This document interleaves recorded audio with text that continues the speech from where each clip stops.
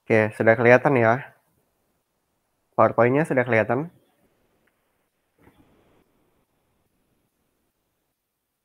Sudah, Kak. Sudah ya? Jadi hari ini bismillah kita akan bahas tentang teori perilaku konsumen. Nah, teori perilaku konsumen ini adalah materi, inti ya. Jadi kalau misalnya masih ingat nggak ada masalah ekonomi kan?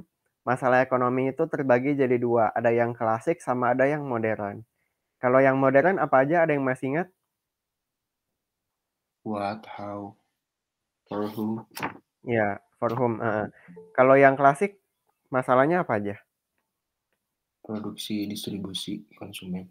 Iya, produksi, distribusi, konsumsi. Nah, sekarang kita akan bahas dari sisi konsumen dulu.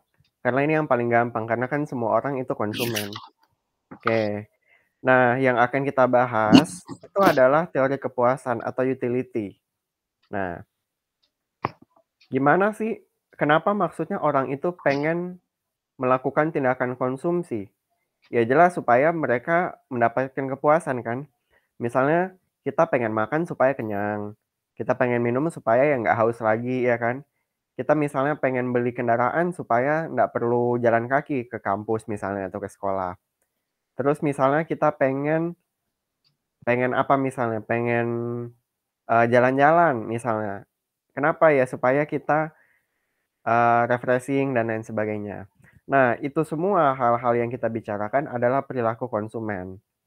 Nah, bagaimana sih cara kita menganalisis perilaku konsumen? Itu ada 2 cara. Yang pertama ada yang namanya teori kardinal, dan kedua ada yang namanya teori ordinal. Oke, apa itu teori kardinal sama teori ordinal? Nah, kita mulai dulu dari teori kardinal.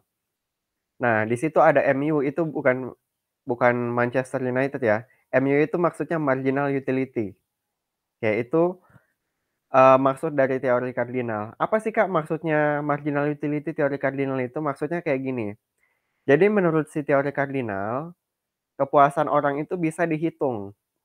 Maksudnya gimana, Kak, bisa dihitung? Contohnya seperti ini, misalnya ketika saya makan satu buah apel, kepuasannya itu katakan 5 util. Nah, util itu adalah satuan kepuasannya. Kalau di IPA ya misalnya ada joule ya kan, kemudian ada mol, molaritas, kalau di kimia ya kan, dan lain-lain. Nah, kalau di ekonomi, satuan kepuasan adalah util, utility. Nah, misalnya saya konsumsi satu apel, 5 util, pada saat 2 apel jadi 7 util. Nah, kayak gitu. Jadi menurut si teori kardinal, kepuasan itu bisa kita hitung, ada satuannya. Tapi kalau menurut ordinal, kepuasan itu nggak bisa dihitung. Jadi saya nggak tahu nih, apakah saya makan satu apel, kepuasan pastinya berapa. Tapi yang jelas saya puas gitu. Nah, jadi kira-kira lebih abstrak yang mana nih? Yang kardinal atau yang ordinal? Kardinal, Alasannya? Abstrak itu maksudnya nggak oh, jelas gitu. sorry, yang ordinal. Ordinal ya? Hmm, Alasannya karena kalau yang kardinal bisa kita hitung kan, dihitung, kalau ya. ordinal nggak bisa. Nah, kalau ordinal dia bilang kayak gini, kepuasan misalnya antara, eee, makan satu apel dengan 2 apel kita nggak tahu satu apel itu mendatangkan util berapa, 2 apel itu mendatangkan util berapa, tapi yang jelas oke, yang jelas kita tahu yang mana yang lebih besar tingkat kepuasannya, apakah yang satu apel atau 2 apel. Nah, seperti itu ya. Jadi, dia cuma bisa membandingkan, tapi nggak bisa membandingkan secara sorry, bisa membandingkan tapi nggak bisa hitungan. Nah, kayak gitu. Saya tahu kalau misalnya saya makan satu Indomie, terus ada telurnya, terus misalnya ada sayurnya, itu lebih lebih puas saya daripada cuma makan Indomie aja yang nggak ada topping-toppingnya. Nah, sampai sini nangkep nggak maksudnya kalau yang ordinal? Lengkap, Kak. Nangkep ya? Bedakan sama yang kardinal ya. Nah, ini sebenarnya teori konsumen itu cuma 2 hal ini, kardinal sama ordinal. Nah, itu ya. Kita mulai dulu dari yang kardinal. Konsumen itu akan mengonsumsi berbagai barang dan jasa untuk memaksimumkan utility-nya, kepuasannya. Itu ya, jelas ya? Oke, itu memaksimumkan tingkat kepuasan. Satu kalimat ini kuncinya. Oke. Jadi kalau ada soal pengecoh misalnya untuk menjadi orang kaya, untuk misalnya, menghemat biaya supaya nggak terlalu banyak yang dikonsumsi itu salah semua. Oke, yang benar itu memaksimumkan utility. Nah, di sini ada beberapa konsep. Yang pertama ada yang namanya total utility, oke, kepuasan total dari konsumsi semua barang. Lalu ada marginal utility, itu adalah tambahan kepuasan dari konsumsi satu barang. Contohnya misalnya, kita misalnya konsumsi 10 mangga. Nah, kalau kita bicara total utility, nah berarti mangga satu kan ada kepuasannya kan, mangga 2 ada, mangga 3 ada. Nah, itu dijumlah semua sampai mangga ke-10 berapa total kepuasannya. Nah, tapi kalau marginal utility dari konsumsi mangga ke-10, itu berarti tambahan kepuasan dari mangga tersebut. Maksudnya gimana, Kak? Maksudnya kayak gini. Nah, pada saat kita konsumsi 9 mangga, kepuasan totalnya 90. Pada saat kita konsumsi, tambah 1 mangga lagi, jadi mangga ke-10 kepuasannya jadi 120 misalnya. Nah, berarti selisihnya berapa? Dari 90 ke 120 berapa? 30, Kak. Nah, itu 30 itu adalah marginal utility-nya ya, dari konsumsi mangga ke-10. Nah, sampai situ clear bedanya total utility sama marginal utility? Clear. Clear ya. Nah, lalu yang menjadi pokok bahasan kita itu adalah the law of diminishing marginal utility. Oke, kalau misalnya teman-teman puasa, kira-kira orang puasa itu haus atau enggak? Haus, Kak. Haus kan? Nah, kemudian datang waktu buka puasa, minum 1 gelas es teler katakan. Es teler Bandung itu enak sekali. Oke, enak kan? Enak enggak? Enak, Kak. Enak. Tapi kalau misalnya disuruh minum 10 gelas mau enggak?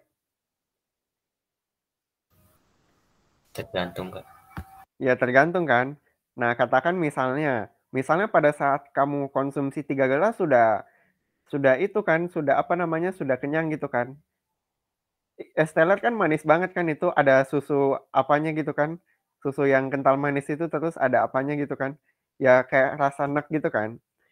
Iya, Tapi Kak. disuruh lagi nih, disuruh tambah. Nah, berarti kita nggak mau kan. Ya alasan pertama karena sudah terlalu banyak minum es nanti diabetes. Alasan kedua masih banyak makanan-makanan lain yang belum dicoba, iya kan? Itu yang paling masuk akal sih, iya kan? Iya, Kak. Nah itu, ini yang disebut law of diminishing marginal utility. Semakin banyak es teler yang kamu konsumsi, maka tambahan kepuasan es teler itu makin turun. Iya kan? Oke, ya awalnya dia naik-naik, ya kan? Kepuasannya, tambahan kepuasannya positif dan naik. Tapi makin lama dia makin turun. Alasannya ya karena yang tadi, iya kan? Sampai sini, ada yang pengen ditanya mungkin? Cukup jelas ya? Oke.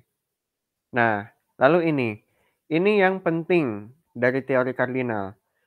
Relationship between marginal utility and total utility. Nah, katakan misalnya kita di sini konsumsi barang ya. Oke, kita bisa konsumsi ya di situ ada lihat yang unit dari 1 sampai 7 itu. Nah, masing-masing itu ada total utility dan marginal utility-nya. Nah, coba lihat dari konsumsi 3 menjadi 4, berarti marginal utility-nya berapa?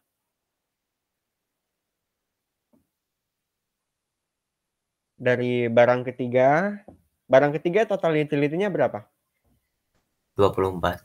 Oke, barang keempat? 28. Oke, berarti marginal utility-nya berapa? 4. 4, iya. Dari mana 4? 28 kurang 24. Kan tambahan kepuasan kan? Oke. Kalau pada saat konsumsi 6 barang, berapa total utility-nya?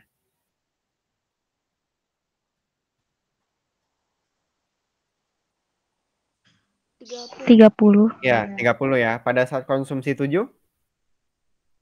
28. Oke. Nah, berarti marginal utility-nya berapa? Minus 2. Iya, minus 2. Dari mana minus 2 dari mana? 28 kurang 30. Oke, 28 kurang 30 ya. Nah, di sini kalau di ekonomi itu kita buat di kurva biasanya supaya lebih bagus gitu kan. Kayak daripada cuma angka-angka. Nah, pertama, kamu lihat total utility-nya. Oke, total utility-nya itu dia meningkat terus kan sampai pada saat barang ke-6 itu maksimum. Oke, kamu lihat kurva yang di sebelah kanan itu, kurva yang paling atas. Itu adalah kurva total utility. Jadi kurva total utility itu sumbu vertikal sama horizontalnya harus jelas ya. Sumbu horizontalnya adalah jumlah barang yang dikonsumsi, terus sumbu vertikalnya adalah kepuasan totalnya. Oke, seperti itu ya. Nah, di sini kelihatan kurvanya itu berbentuk kayak gunung gitu kan, putar balik. Nah, kita bisa lihat total utility-nya itu dia naik, iya kan? Naik, terus makin lama, tapi makin lama kenaikannya itu dia makin kecil. Oke, sebenarnya kurva total utility-nya itu dia seperti ini nih. Nah, kayak gini. Oke, jadi ini ada area pertama, area kedua, area ketiga. Nah, jadi pada saat area pertama itu dia marginal utility-nya masih naik. Oke, kalau yang area kedua itu marginal utility-nya positif tapi sudah turun. Jadi ini marginal utility-nya naik, ini marginal utility-nya turun tapi masih positif. Ini marginal utility-nya negatif.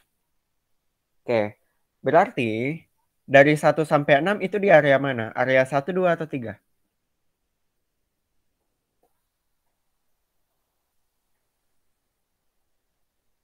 Dua. Area 2. Karena ya dari 10 ke 0, 10, 8, 6, 4, 2, 0 itu kan positif tapi turun. Ya kan? Kalau misalnya aku ganti di sini, katakan 10 terus di sini 18, sini ya. Ini berarti area keberapa?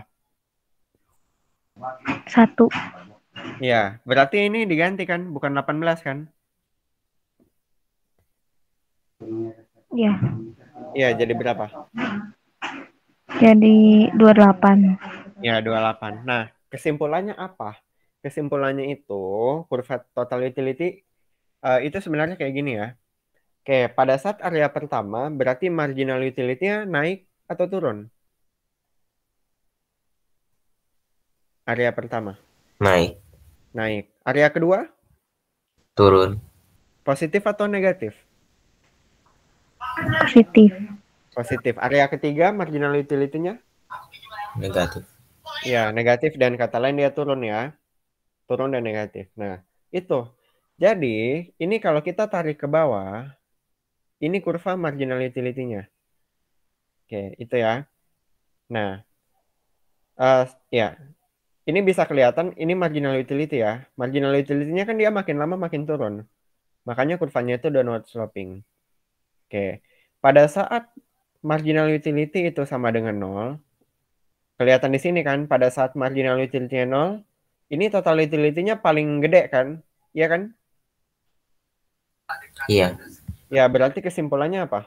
Pada saat marginal utility sama dengan 0, total utility-nya Maksimum. maksimum. Ya, makanya di sini kan maksimum kan? Oke, seperti itu ya. Nah, terus di sini ini masih ingat kan ada area 1, 2, sama 3? Nah, jadi kalau area 1 itu total kan marginal utility-nya meningkat. Total utility-nya meningkat dengan kecepatan yang semakin meningkat, kayak gitu.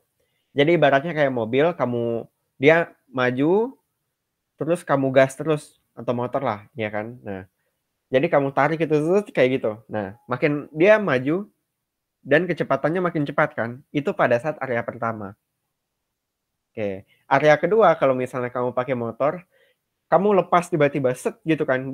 Motornya kira-kira tetap maju atau berhenti atau malah mundur? Pas kamu gas terus tiba-tiba kamu lepas gitu. Tetap maju. Ya tetap maju kan? Nah itu berarti tetap maju tapi pertambahan jaraknya semakin kecil kan? Iya, Kak. Ya, nah itu area kedua maksudnya. Jadi total jaraknya semakin bertambah, ya bertambah. Tapi pertambahan jaraknya itu semakin kecil. Dan kata lain kecepatannya semakin turun. Pada saat area 3, nah kalau area 3 itu ya berarti berhenti dan dia bisa mundur. Bukan motor ya, nggak muter lagi karena nggak bisa kalau pakai area 3. Oke, itu ya. Nah, di sini berarti ada ini kesimpulannya. Oke, kurva marginal utility itu berbentuk downward sloping karena konsumsi barang itu akan memberikan kepuasan yang lebih rendah. Kalau misalnya ditambah-tambah terus barangnya. Oke, itu ya. Pada saat total utility-nya meningkat, ya, total utility meningkat berarti kemungkinannya ada dua. Marginal utility-nya naik atau marginal utility-nya turun tapi masih positif. Oke. Kalau misalnya total utility-nya maksimum berarti marginal utility-nya sama dengan 0. Kalau misalnya total utility-nya itu turun ya berarti MU-nya negatif. Oke, sampai situ clear semuanya? Atau ada yang mau ditanya?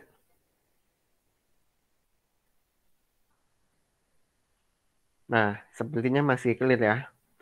Nah, terus ini cara kita memaksimumkan kepuasan. Nah, rumus dari memaksimumkan kepuasan itu satu aja. Iya, yang teori kardinal ya. Rumusnya itu adalah MUX dibagi PX sama dengan MUY dibagi PY. PX itu adalah harga barang X, PY adalah harga barang Y. MUX itu adalah tambahan kepuasan dari X. MUY adalah tambahan kepuasan dari Y. Nah, seperti itu ya. Nah, kalau misalnya ada kondisi, lihat tabel yang di bawah, pada saat ternyata X itu tambahan kepuasannya lebih besar loh daripada Y. Nah, itu berarti MU dibagi PX lebih besar dari MU dibagi PY. Itu ya, tambahan kepuasan persatuan harga, kita bilangnya kayak gitu. Nah, berarti kita beli lebih banyak yang kepuasannya lebih tinggi kan? Beli X atau beli Y kalau X kepuasannya lebih tinggi? Beli X. Beli X. Terus kalau kepuasan Y yang lebih tinggi beli apa? Beli Y. Oke. X-nya diapain? Dinaikin atau diturunin? Kalau beli Y.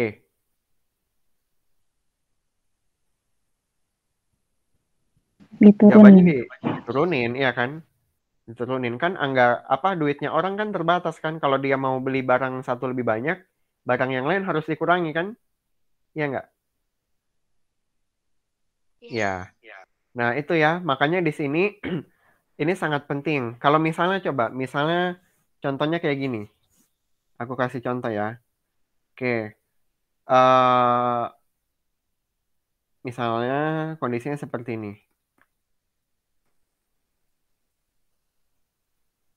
Oke. Ini berarti kesimpulannya apa? Apa yang harus dilakukan konsumen? Beli lebih banyak X dan mengurangi Y. Ya, sesuai sama yang ini ya. Oke. Nah, ini contoh soal. Oke. Selalu pegang rumus yang tadi. Apa tadi rumusnya, masih ingat?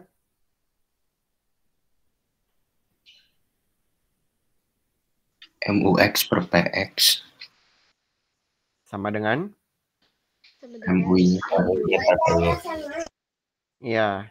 Nah, di sini contoh soalnya misalnya punya uang 52 US dollar.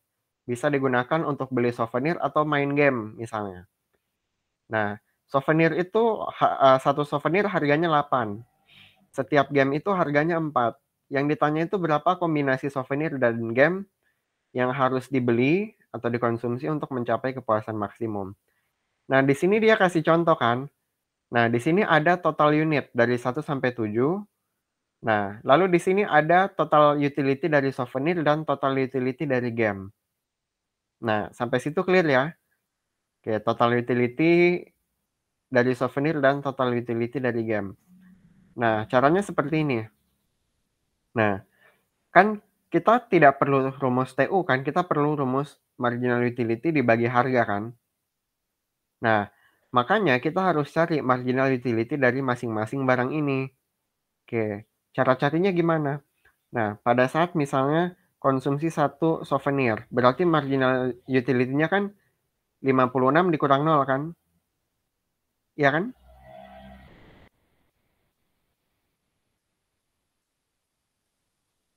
Lima puluh enam nih. Dikurang 0, dikurangi konsumsi barang ke 0 kan berarti. Ya, Terus marginal utility barang kedua berapa? Dari 56 ke 104. Berarti berapa tuh?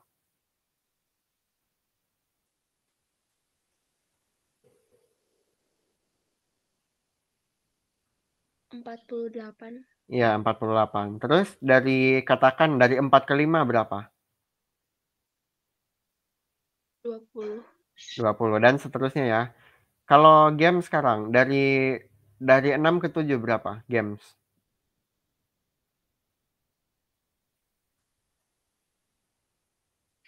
8. 8. Begitu ya.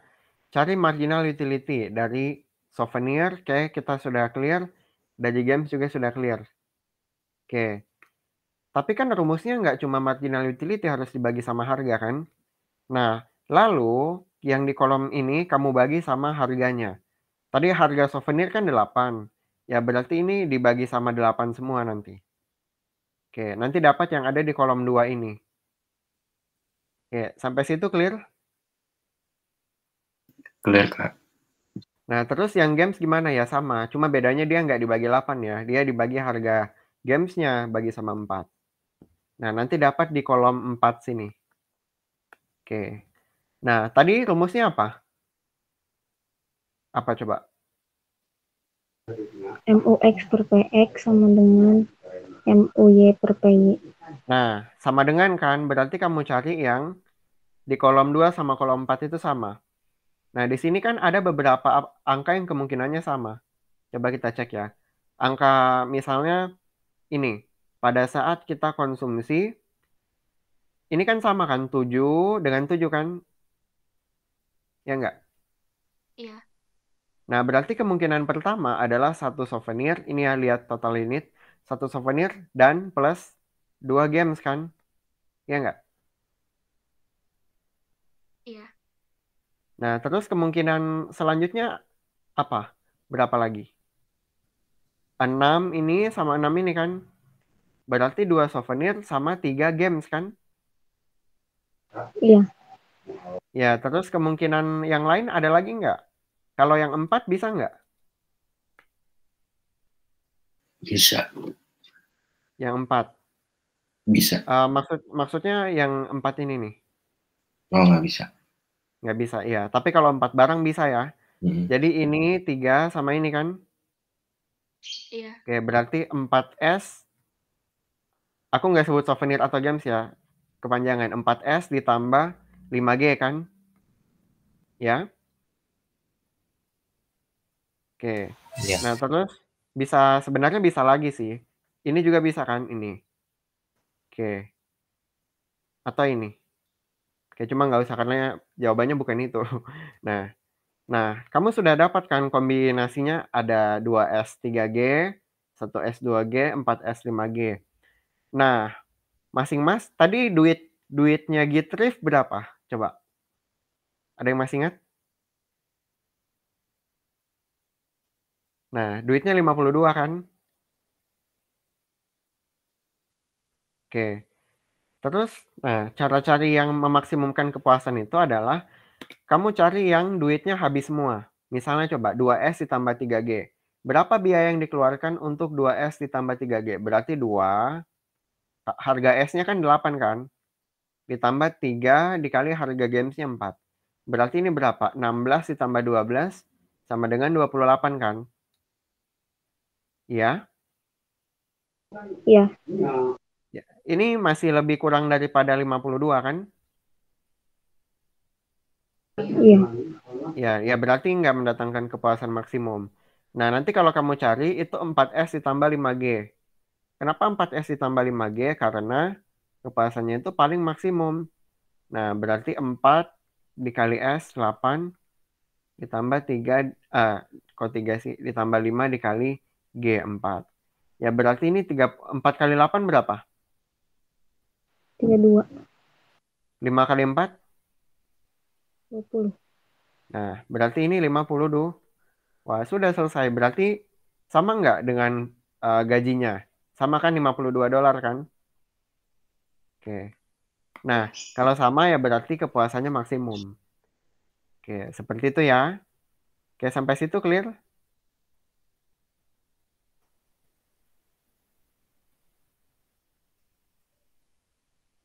Clear kira-kira? Clear, Kak.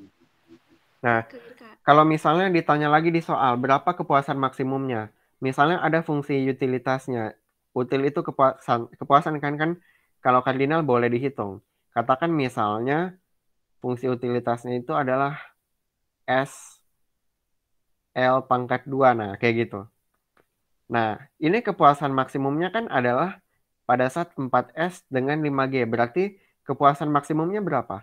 Berarti S-nya adalah 4 dikali L pangkat 2, 5 pangkat 2. Sama dengan 100. Oh, ternyata kalau dia konsumsi 4S dan 5G, itu kepuasannya maksimum sebesar 100. Kayak gitu. Sampai situ clear?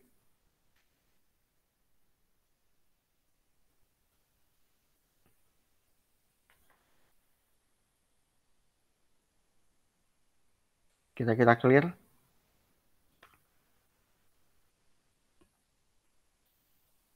Oke, clear ya.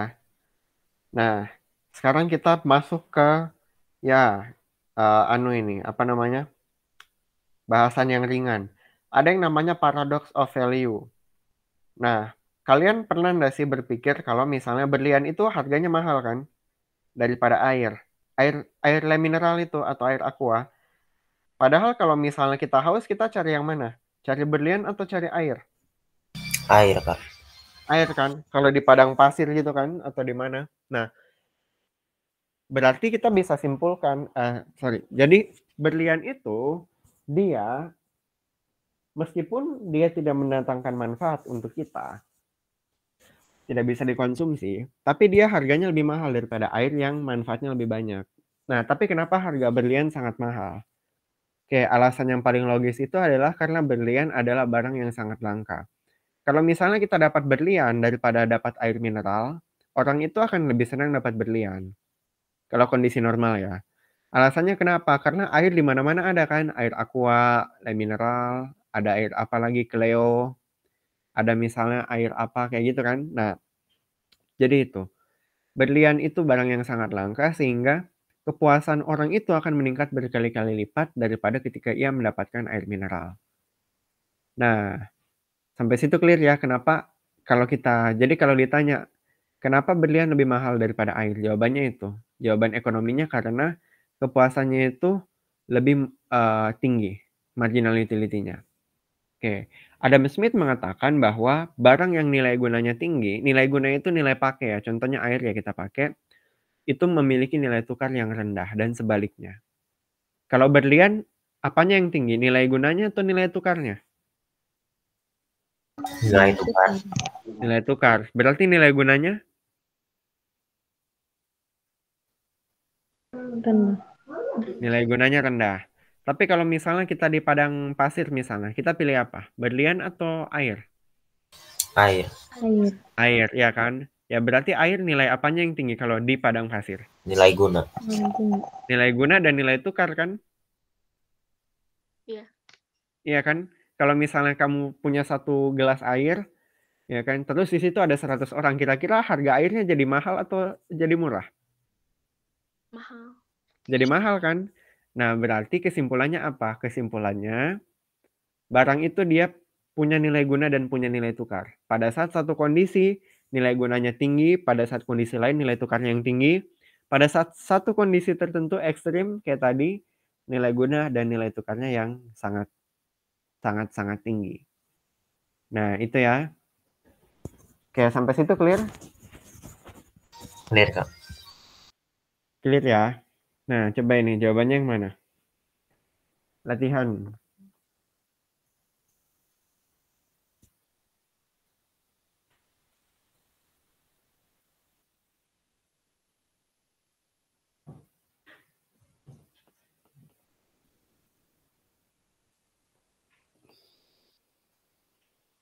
C, Kak. Ya, jawabannya yang Charlie ya. Oke. Ada yang mau tanya kenapa jawabannya Charlie?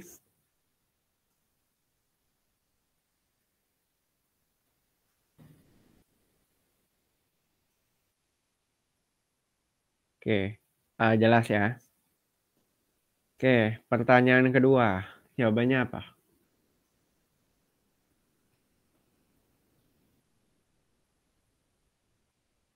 B, Kak. Ya, betul ya. Oke. Sudah sampai situ dulu. Itu teori kardinal tadi. Kardinal gampang kan? Oke, ada yang bilang nggak gampang? Kayaknya nggak ada sih. Gampang sih kayaknya. Oke. Lalu kita masuk ke ordinal sekarang. Tadi ada yang masih ingat ordinal bedanya sama kardinal apa? Kepuasannya hanya bisa dibandingkan kalau yang kardinal. Iya, kalau kardinal lebih super dia, bisa dibandingkan dan bisa dihitung kan? Iya. Nah, sekarang kita ke kurva indifferent. Nah, itu ya, ini pendekatan ordinal, indifferent atau iso-utility. Jadi kalau di ilmu pengetahuan, iso itu artinya sama. Iso-utility berarti kepuasan yang sama. Kalau kamu belajar geografi, ada yang namanya isohet, isobar, ya kan? Yang garis iso-iso itu, kalau nggak salah. Nah, kalau di ekonomi iso-utility itu adalah kurva indifferent. Jadi ini, misalnya ada dua jenis barang, X sama Y. Nah, dia menunjukkan kombinasi barang X dan Y yang menghasilkan kepuasan yang bukan sama, yang sama bagi konsumen ya. Oke, tunggu ini diedit dulu, yang sama. Oke, yang sama bagi konsumen. Oke, jadi di sini ada beberapa asumsi dalam membentuk kurva indifferent. Yang pertama itu adalah, ini nggak usah dihafalin ya, yang penting kalian dapat sense-nya gimana. Ada yang namanya completeness. Complete artinya apa? Artinya lengkap atau tidak lengkap? Lengkap, Kak. Lengkap ya. Maksudnya lengkap itu seperti ini. Jadi konsumen bisa membandingkan kepuasan antara berbagai keranjang konsumsi. Contohnya misalnya, kan bisa membandingkan kan, oh kalau misalnya di keranjang satu itu ada satu apel, ada satu pisang. Di keranjang 2, apelnya 1, pisangnya 3. Oh, saya lebih pilih apel yang kedua. Ya, itu maksudnya completeness. Jadi dia nggak bingung mau pilih yang mana. Terus ada transitivity. Kalau misalnya A lebih suka daripada B, B lebih disukai dari C, maka A lebih disukai dari C. Misalnya gini, kalau 10 lebih besar daripada 5, dan 5 lebih besar daripada 3, maka 10 lebih besar atau lebih kecil dari 3? Lebih besar, Kak. Lebih besar itu ya. Kalau suka makan sate daripada bakso, suka makan bakso daripada soto, berarti lebih suka soto atau sate?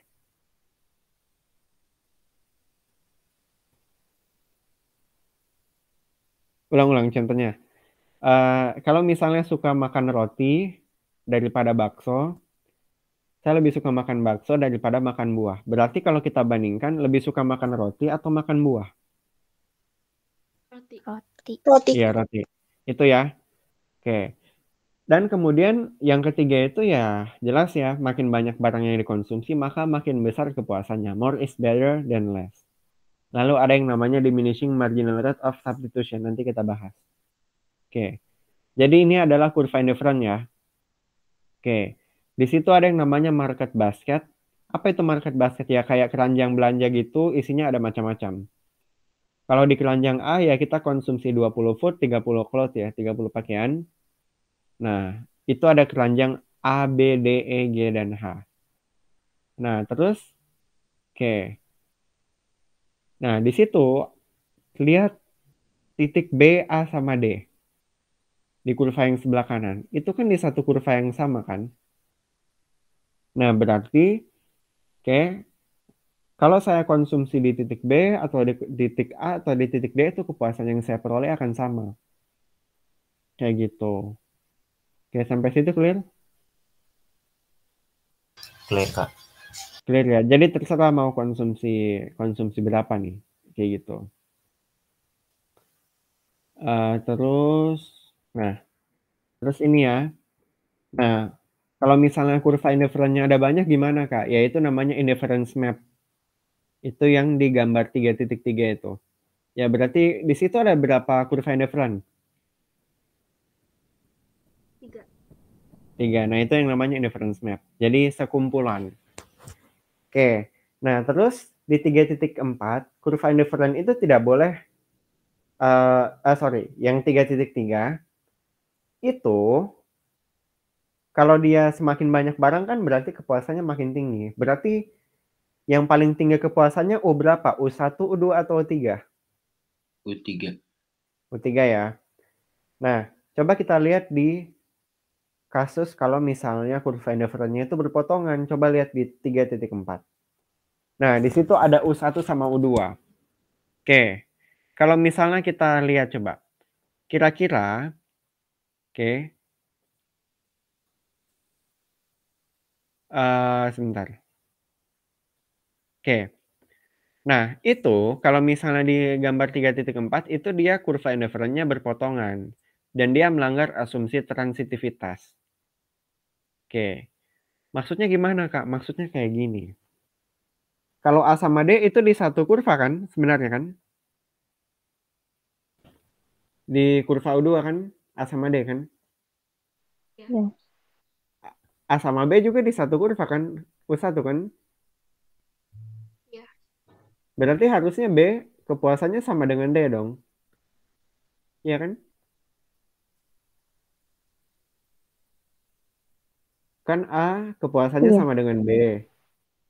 Terus A sama dengan D juga kan? Ya berarti B sama dengan D kan kepuasannya kan? Nah, tapi kita lihat di sini. Ini kan yang B barangnya lebih banyak daripada D kan? Iya kan? Iya, Katakan Kak. misalnya kita ambil titik kayak gini. Ya jelas ini lebih banyak yang B kan? Ya berarti itu tidak bagus kan? Tidak konsisten kan? Iya enggak? Oke, makanya di sini penjelasannya itu harusnya B itu lebih kita sukai daripada D. Karena B itu ya punya lebih banyak barang food sama cloth. Tapi kalau di contoh tadi itu tidak, ya kan tidak kita suka. Kita suka sama dengan D. Oke, sampai situ clear?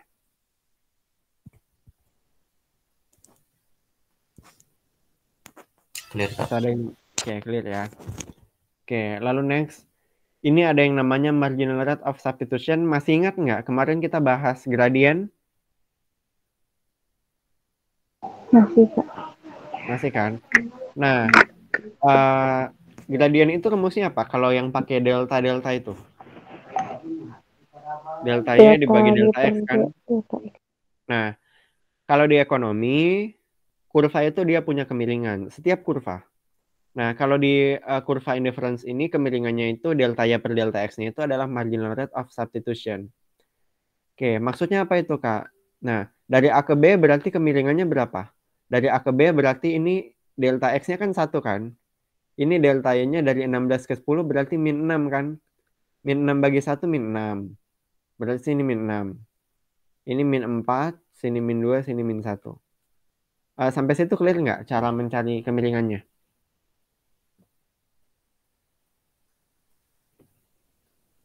Oke, itu yang namanya slope ya, slope dari kurva MRS. Nah,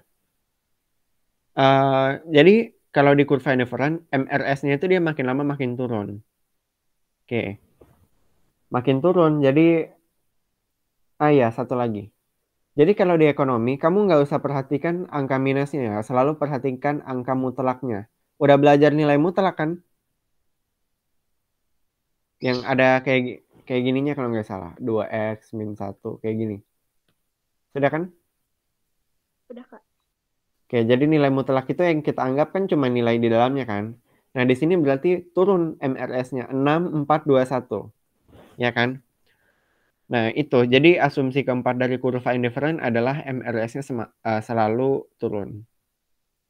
Oke, jadi kurvanya itu dia makin landai. Bedakan landai sama curam. Kalau kayak gini nih, landai atau curam? Kayak gini. Bedakan sama yang kayak gini. Yang kurva 1 versus kurva 2. Kalau kurva 1 makin banyak X-nya, makin landai atau makin curam?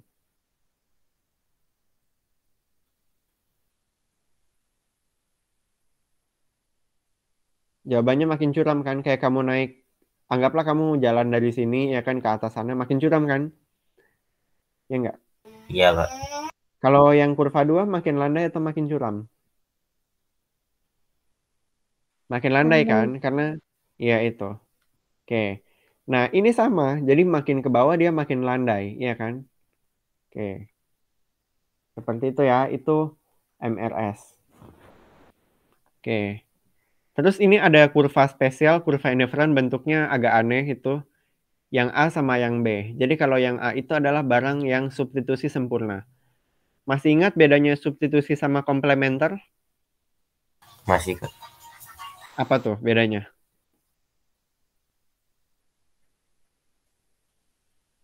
Kalau substitusi, kalau nggak ada ini bisa diganti ini. Kalau komplementer saling melengkapi, Kak.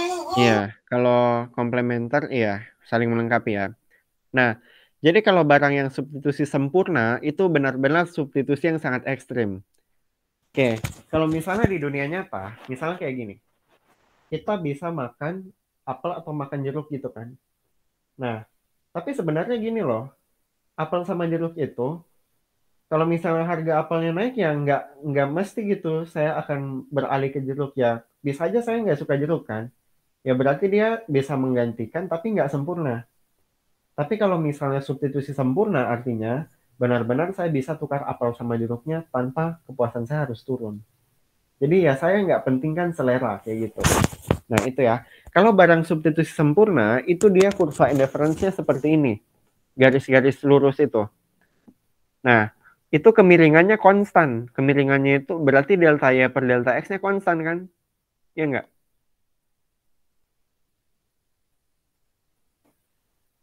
Karena kurva ini adalah kurva yang linear. Oke. Oh ya, sebenarnya kemiringan itu kan masih ingat kan di SMP min Y per X kan? Ya nggak? Oke, berarti ini kemiringannya min 1 per 1. Ini berarti min 2 per 2. Ini min 3 per 3 dan seterusnya. Nah itu ya. Itu yang disebut kemiringannya konstan. Oke, seperti itu ya. Nah, itulah yang menjadi alasan kenapa kurva indifferentnya berbentuk seperti ini, linear. Oke, itu ya. Kalau yang B coba lihat. Itu barang komplementer sempurna. Sepatu kiri sama sepatu kanan. Kalau sepatu kirinya ada 100, sepatu kanannya cuma 1, kira-kira kepuasannya bertambah nggak?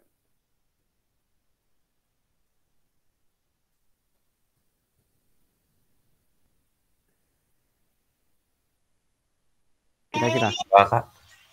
Enggak kan? Alasannya ya nggak ada gunanya banyak sepatu kiri kalau sepatu kanannya cuma terbatas. Gitu ya. Nah, makanya di sini kamu lihat, kalau yang perfect substitute udah jelas ya. Kalau yang komplementer, misalnya kita mulai dari titik ini nih. Pada saat konsumsi satu, dia punya sepatu kiri satu, sepatu kanan satu. Lalu kita tambah sepatu kanannya jadi 2, jadi 3, jadi 4. Ini kan di satu kurva kan? Berarti kepuasannya tetap sama. Tapi gimana kalau misalnya kita tambah? Jadi sepatu kanannya 2, sepatu kirinya 2. Nah, kepuasannya jadi di sini kan? Oke. Makanya dia meningkat. Kayak gitu. Nah, kayak gini. Set. Oke. Nah, itu ya bedakan perfect substitute sama perfect complement. Kalau yang kurva bagian B, itu kan ada yang garis lurus vertikal sama horizontal kan. Kalau yang vertikal itu kemiringannya berapa?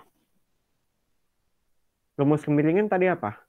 Delta Y dibagi delta X kan. Nah, kalau yang garis vertikal itu kan delta, kita bisa ubah delta Y-nya positif kan. Berarti di sini positif. Delta X-nya di sini 0 kan? Iya nggak? Kan tetap di 1 kan? Contohnya misalnya, pada saat Y-nya sama dengan 1, X-nya kan 1. Pada saat Y-nya sama dengan 2, X-nya juga 1 kan? Berarti delta Y-nya berapa? 1 kan? 1. Delta X-nya? Nah, berarti 1 dibagi 0 kan? 0. Berarti berapa? 1 dibagi 0 itu tak terhingga kan? Iya. Ya, tak terhingga ya. Nah, coba cari yang pada saat dia horizontal kemiringannya MRS-nya gimana?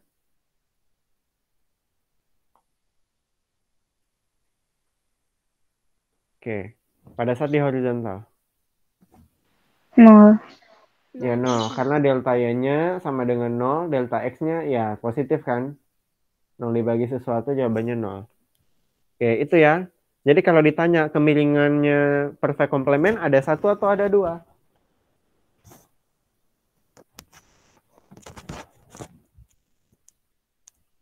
Jawabannya ada 2.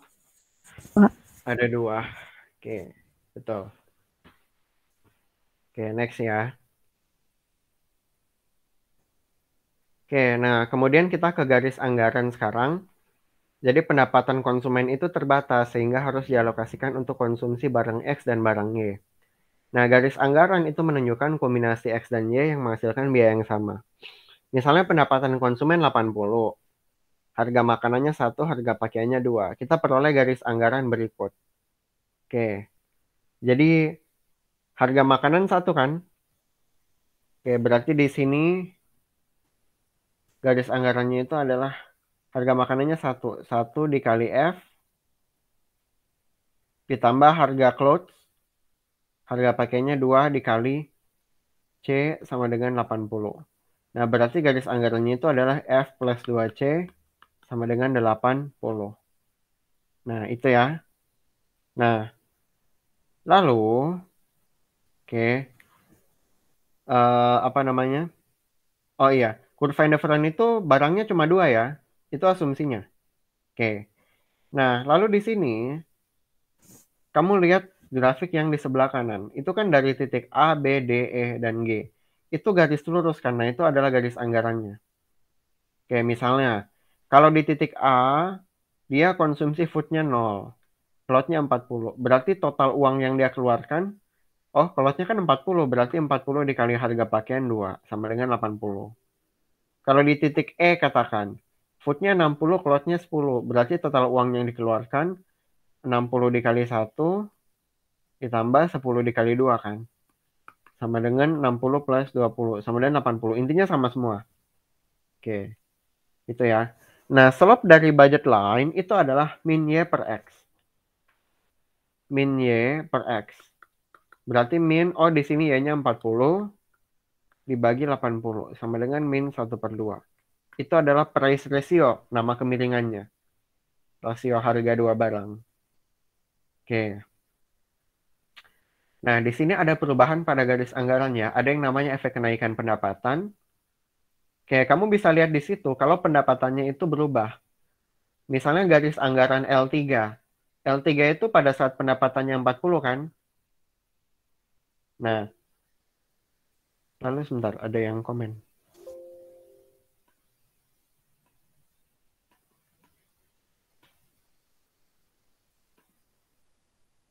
Oh, enggak ada, sebentar.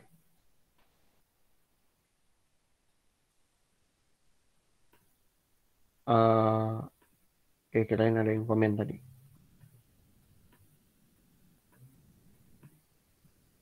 Oke, itu ya. Nah, terus gimana kalau misalnya pendapatannya naik jadi 80? Ya, garis anggarannya akan bergeser ke L1. Kalau dia naik jadi 160 ya ke L2. Nah, itu ya. Jadi kesimpulannya apa? Kalau pendapatan naik, garis anggarannya bergeser ke kiri atau ke kanan? Ke kanan. Ke kanan. Tapi kalau pendapatannya turun kemana? Kiri. Ke kiri. Itu ya.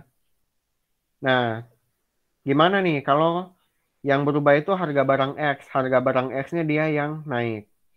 Oke, katakan misalnya kita ke L2, L1 misalnya. L1 itu harga foodnya cuma 1. Terus naik tuh, jadi harga foodnya jadi 2, berarti ke L3. Nah, iya kan? Nah, berarti kesimpulannya apa? Kalau harga barang X itu naik, garis anggarannya dia bergeser atau berotasi? Kalau Berotasi. berotasi ya. Kalau bergeser itu, titik di X sama Y-nya berubah. Kalau berotasi cuma ya salah satunya. Berotasi kemana? Keluar atau ke dalam kalau harga X-nya naik? Ke dalam. Ke dalam. Oke, kira-kira kalau misalnya aku punya kayak gini. Oke, misalnya punya kayak gini ya. Ini garis anggaran awalnya terus jadi kayak gini. Ini berarti apa yang terjadi? Harga barang Y naik, turun. Turun, iya. Betul ya. Ya karena lebih banyak yang bisa dikonsumsi kan. Misalnya sini 10, Sini jadi 50 kan? Ya enggak? Iya. Oke, itu ya. Nah, lalu di sini kita masuk ke pilihan konsumen. Nah, pilihan konsumen itu anggarannya harus terpakai habis ya. Dengan kata lain, pilihan harus terletak pada garis anggaran. Masih ingat nggak contoh yang kardinal tadi? Yang kan ada pilihannya kan banyak tuh, ya kan? Nah, tapi kita cari yang anggarannya habis kan? Yang duitnya kepake semua kan? Ya nggak? Nah, sama. Kalau di ordinal pun anggarannya harus kepake semua. Dan kata lain dia harus ada di eh, apa namanya? Budget line. Oke, terus harus kepuasannya paling tinggi. Berarti di antara U1, 2, U3 harus kepuasan paling tinggi yang apa namanya? Menyinggung si budget line ini. Itu ya. Nah, kamu lihat di budget line-nya. Di situ ada dua titik yang mungkin. Titik B sama titik A. Yang mendatangkan kepuasan paling tinggi itu di titik A. Alasannya kalau di titik B, itu dia budget line U1. Tapi kalau di titik A, budget line-nya U2, lebih tinggi. Sampai situ clear? Clear, Kak.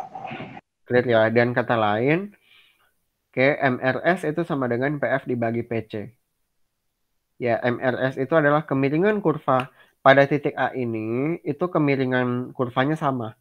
Kemiringan A sama, kemiringan MRS dengan kemiringan dari, kemiringan MRS? Kemiringan dari kurva indifferent dengan kemiringan dari price ratio itu dia sama.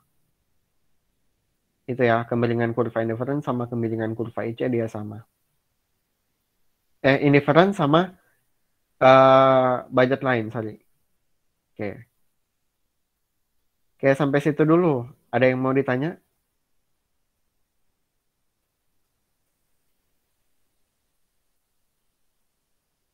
Coba dari slide 1 sampai slide 21 nih. Udah slide 21. Adakah yang mau ditanya?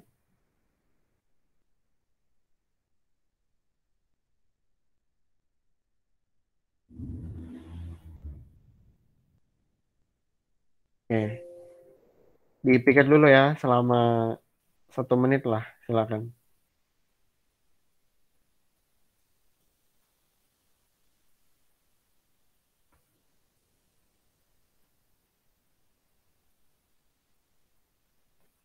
Oke, nggak ada ya. Nah, lalu kita masuk ke kurva yang selanjutnya. Nah, ada yang namanya price consumption curve. Nah, ini sebenarnya sederhana sih kurvanya. Jadi kayak gini. Coba lihat kurva yang ini. Kelihatan kan? Yang di atas itu? Atau nggak kelihatan? Kelihatan, Kak. Kelihatan ya. Nah, di situ itu kan budget lainnya berubah kan? Itu kenapa budget lainnya berubah?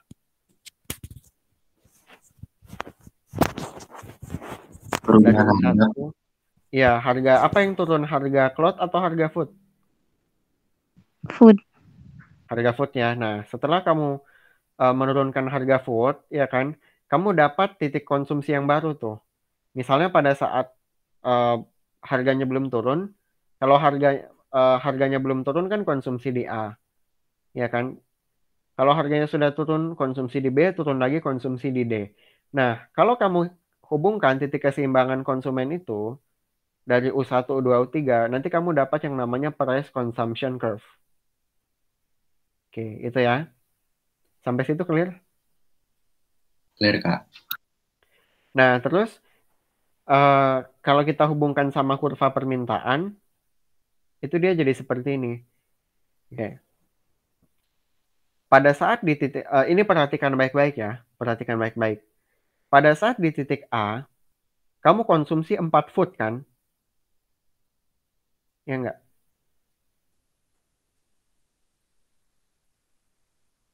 Empat food atau 6 food? 4. 4, gitu ya. Nah, itu katakan let's say harganya 2, ya kan?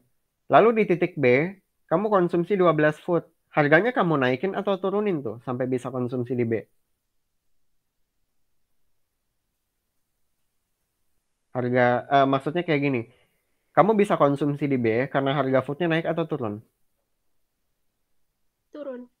Turun, ya katakan ke 1 ya. Terus habis itu, ya turun ya. Habis itu dia ke, ke titik D. Pada saat titik D itu, kamu konsumsi 20 food, harganya 0,5. Ini kalau kamu hubungkan titik E, D, sama H, itu nanti kamu dapat kurva permintaan. Gitu ya. Oke, nanti kamu akan peroleh kurva permintaan.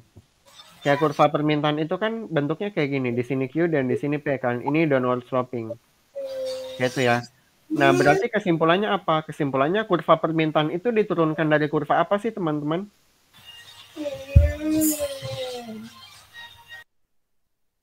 Dari? Price consumption curve. Ya, betul ya. Ini udah pernah dipelajari belum sebelumnya? Kalau di sekolah belum Kak kayaknya. Belum ya. Nah, kalau yang tadi itu udah atau belum? Yang harusnya sih udah ya, yang awal-awal ini. Devan mainnya di sana nih. Nah, tapi kalau yang ini aku yakin ini nggak diajarin kan, pasti kan? Belum Kak. Ya, belum kan. Nah, oke, bagus. Kalian ngerti. Oke, itu ya. Itu price consumption curve. Berarti kurva demand permintaan diturunkan dari price consumption curve. Nah, di sini kalau misalnya aku tanya, kalau price consumption curve, cara membentuknya gimana sih? Apa yang kita ubah-ubah?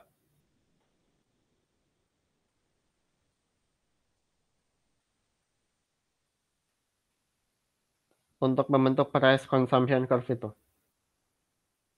Yang kita ubah-ubah apa sih sebenarnya?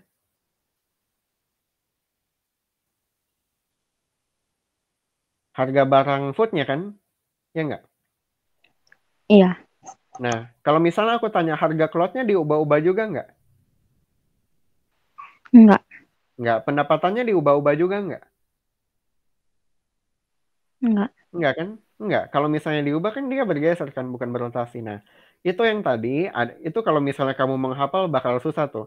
Nah, kalau di buku-buku, buku SBMPTN tuh, itu biasanya UTBK kan sekarang bilangnya, itu ditulis price consumption curve.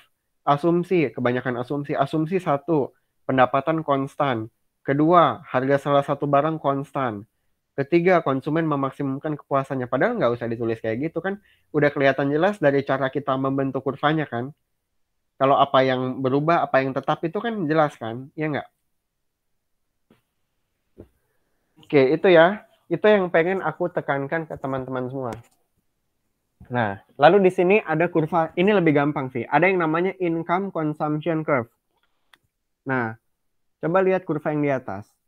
Itu apa sih yang kita variasikan?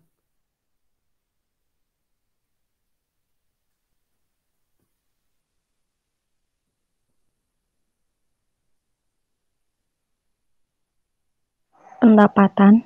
Ya, pendapatan. Betul. Harga barang X berubah nggak? Enggak. Tidak. Nggak. Harga barang Y? Enggak. Enggak. Nggak. Ya, berarti kesimpulannya apa? Membentuk income consumption curve yang divariasikan pendapatan. Nah, jadi ini pendapatannya kita apa? Naikin atau turunin? Dari apa? U1, U2 ke U3 itu pendapatannya naik kan? Iya. Ya, betul ya. Nah, itu yang disebut income consumption curve. Oke, seperti itu ya. Nah, lalu ini, ada yang disebut barang normal sama barang inferior. Jadi gini, kalau pendapatan orang naik, ada barang yang dia tambah konsumsinya, ada yang dia kurangi. Kalau yang dia tambah konsumsinya itu disebut barang normal. Kalau yang dia kurangi itu yang namanya barang inferior. Dan kata lain, contohnya barang berkualitas rendah. Misalnya sendal jepit. Oke, kalau misalnya pendapatan orang naik, misalnya tadinya dia misalnya dari petani di desa, tahu-tahu jadi presiden misalnya. Iya Jokowi kan? Oke. Jokowi sarjana pertanian. Oke. Nah, jadi awalnya dia pakai sendal jepit kan nggak mungkin kan, maksudnya ke istana pakai sendal jepit kan, pasti pakai sepatu kan, ya nggak? Iya Nah, Kak. berarti kesimpulannya apa? Kesimpulannya sendal jepit untuk Bapak Presiden adalah barang inferior, ya kan? Nah, begitupun dengan orang lain misalnya. Ketika misalnya pendapatannya rendah, dia misalnya mau pulang kampung nih, lagi Natal kan ini sama Tahun Baru, atau Lebaran lah, ya kan, pulang kampung misalnya naik bis. Tahu-tahu misalnya dia dipromosikan jadi direktur. Apakah dia mau pulang pakai bis?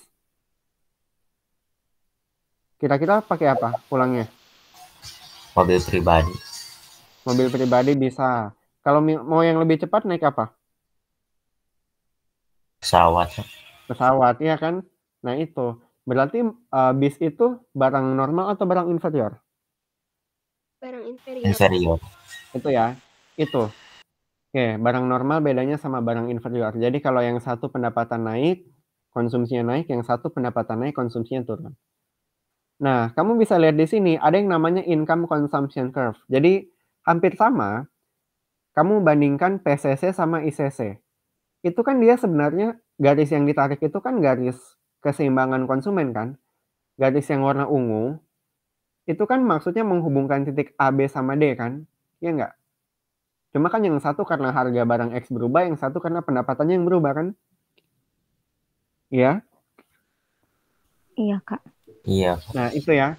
Nah, ini kamu lihat pada saat pendapatannya naik dari katakan ya ini kan katakan kurva IC-nya ada kurva IC 1, 2 sama 3 ya. Oke. Pendapatannya naik, berarti kurva IC-nya dari 1 ke 2. Berarti ini stick itu barang normal atau barang inferior? Pada saat pendapatannya naik, sehingga kurva IC-nya bergeser dari 1 ke 2. Berarti kok konsumsinya dari titik A ke titik B kan? Ya enggak? Konsumsi sticknya naik nggak itu? Katakan sini 3. Naik. Naik. Konsumsi hamburgernya? Dari A ke B, berarti dari 5 ke 10, naik atau turun? Naik. Berarti dua-duanya barang inferior atau barang normal?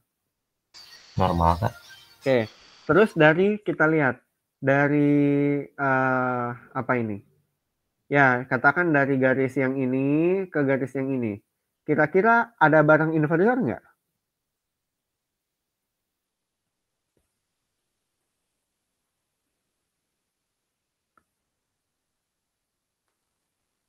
Berarti dari titik B ke titik C kan?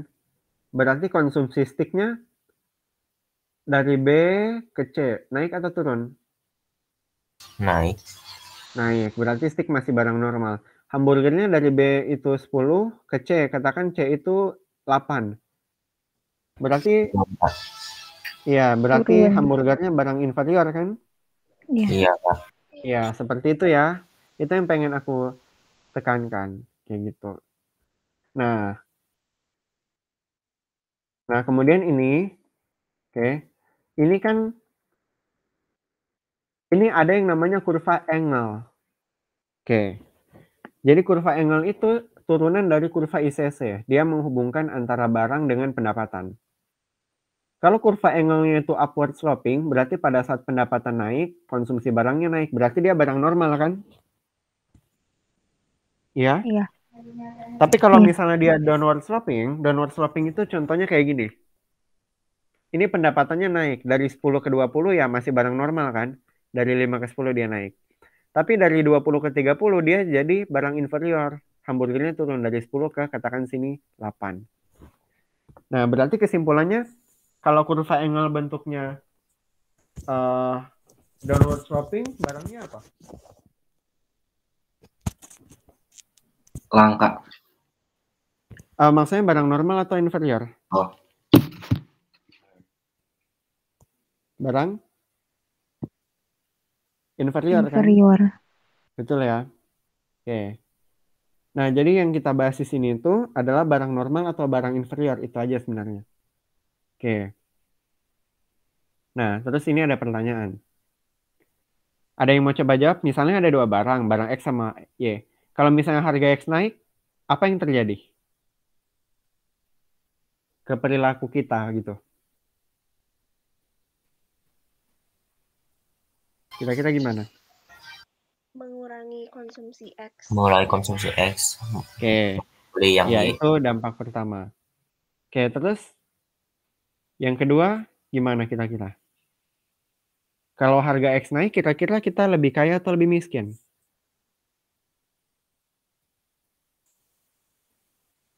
Lebih miskin, Kak. Lebih miskin, iya. Kalau kita lebih miskin berarti X yang dibeli sama yang dibeli naik atau turun? Turun. Turun. Nah, berarti di situ ada 2 efek kan? Oke. Nah, kenaikan harga X itu dia akan membawa 2 efek. Pertama yang teman-teman sebutin tadi itu yang namanya efek substitusi. Jadi konsumen akan mengurangi pembelian X karena harganya relatif lebih mahal daripada Y kan. Ya sebagai kompensasinya Y-nya yang dinaikin. Oke. Dan ya kepuasannya akan sama. Masih ingat kan kurva IC kan? Kan kombinasi X dan Y yang menghasilkan kepuasan yang sama. Jadi kalau X-nya turun ya wajar Y-nya naik. Ya kan? Jadi efek substitusi bilang konsumen itu akan mengurangi pembelian X dan menambah pembelian Y. Ya tetap di satu kurva IC, kepuasannya sama untuk mempertahankan itu. Terus ada efek pendapatan. Kenaikan harga itu menyebabkan daya beli uang kan turun kan? Nah, akibatnya konsumen lebih miskin. Karena konsumen lebih miskin, maka pembelian X dan Y akan berkurang. Oke, sampai situ clear? Nah, selanjutnya dua efek ini akan kita kombinasikan. Oke, itu ya. Nah, ini. Oke, mungkin ini kurvanya agak susah, tapi sebenarnya enggak. Nah, di sini ada kurvanya cuma 2 sih sebenarnya, kurva IC sama kurva budget line. Nah, misalnya kita awalnya konsumsi di titik A, di U1, titik A. Oke, itu ya. Nah, lalu tiba-tiba harga foodnya turun. Kalau misalnya harga foodnya turun, kita konsumsi food atau cloud? Food. Nah, berarti kita bergerak dari titik A ke titik D kan? Karena titik D itu foodnya lebih banyak, cloudnya lebih sedikit. Kepuasannya sama. Sampai situ clear? Clear, Kak. Nah, terus kalau harga food turun, kita lebih kaya atau lebih miskin? Lebih kaya. Kaya. Lebih kaya. Berarti kalau kita lebih kaya, konsumsi food sama cloudnya bakal naik kan? Kalau dia barang normal kan? Iya, Kak. Nah, berarti dia dari titik D loncat ke titik B. Nah, dengan kata lain, ya kalau kamu jeli, kamu perhatikan, itu dari D ke B, ini kan konsumsi foodnya naik kan? Terus konsumsi cloudnya juga naik kan? Iya? Ya, Kak. Iya. Nah, iya. Nah, dari A ke D itu yang namanya efek substitusi karena dia di satu kurva indifferent. Dari D ke B itu yang namanya efek pendapatan. Ini kan ada garis putus-putus tuh warna biru yang putus-putus. Itu kan kayak seakan-akan maksudnya bergeser keluar gitu kan budget lainnya kan? Iya enggak? Iya. Nah, Ya. itu efek pendapatan maksudnya dari D ke B. Kepuasannya di sini. Oke. Itu ya. Nah, bagaimana sekarang kalau misalnya food adalah barang inferior? Tadi definisi barang inferior apa?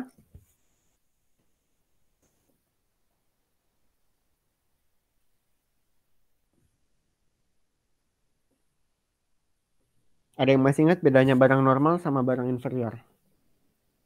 Ketika kita mendapatkan pendapatan lebih, kita akan mengurangi konsumsi barangnya. Iya, betul ya. Nah, ini sama kasusnya. Harga foodnya turun. Efek substitusinya dari A ke D. Masih sama kan? Konsumsi lebih banyak food, lebih sedikit cloth. Iya kan? Nah, efek pendapatannya nih yang agak beda gitu. Nah, karena harga food turun, pendapatan kita secara real meningkat kan daya beli. Nah, karena daya beli meningkat, kalau cloth nggak ada masalah karena dia barang normal. Tapi foodnya yang barang inferior kan. Kalau barang inferior kita naikin atau turunin ketika pendapatan kita naik? Turunin. Makanya dia dari titik D ke titik B itu kan cloth-nya naik ya, wajar, normal. Tapi foodnya kan turun dari D ke B kan? Dari E ke F2 kan? Ya nggak? Iya. Iya, Kak. Oke. Nah, berarti efek totalnya bukan dari F1 ke E. Bedakan sama yang tadi ya. Yang tadi itu F1, E, F2. Jadi satu arah mereka. Kalau yang ini dari F1 ke E balik lagi dari E ke F2, berarti efek totalnya ini kan? Iya nggak?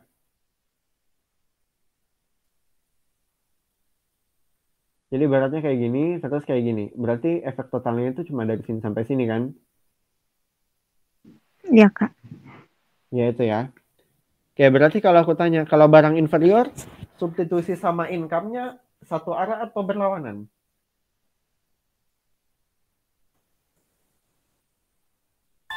Berlawanan kan? Berlawanan. Berlawanan. Yang lebih besar siapa? Substitusi. Substitusi. Berarti kesimpulannya apa? Kalau misalnya harga foodnya turun, konsumsi foodnya masih meningkat kan? Iya, Kak. Ya. Berarti kurva permintaannya masih downward sloping kan? Iya, Kak. Ya kan? Nah, itu bagus ya, kamu bisa paham. Jadi coba kita bandingkan barang normal versus barang inferior. Kalau barang normal harganya turun, kuantitinya bakal naik banyak kan? Kalau inferior harganya turun ya kuantitinya tetap naik tapi sedikit. Clear nggak kenapa yang satu bisa naik banyak, yang satu naik sedikit? Karena kalau yang normal itu substitusi sama pendapatan satu arah kan? Ya kan? Jadi mereka kayak mendorong sangat kuat gitu. Kalau income, kalau barang inferior ada yang berlawanan, maka cuma naik sedikit. Sehingga kalau aku punya kurva permintaan, ini kurva permintaan yang satu, ini kurva permintaan yang kedua. Kira-kira yang mana yang kurva permintaan barang inferior, yang A atau yang B? Ini harganya turun segini. Oke. Oke, kayak gitu.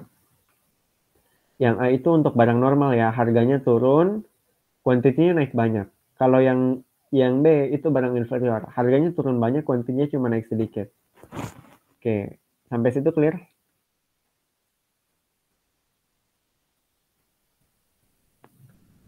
Iya, Kak. Ya. Nah, ini ada kasus yang sangat ekstrim ya. Ini adalah barang given. Barang given itu barang inferior tapi sangat ekstrim. Inferior tadi apa? Kalau misalnya pendapatan naik, barangnya akan turun kan yang kita beli kan? Iya.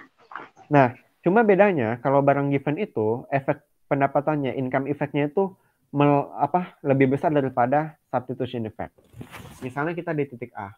Dari A ke D itu substitution effect, tapi dari D ke B itu income effect. Berarti secara total konsumsi foodnya turun dari A ke B kan? Ya? Iya. Nah, berarti kurva permintaannya gimana nih?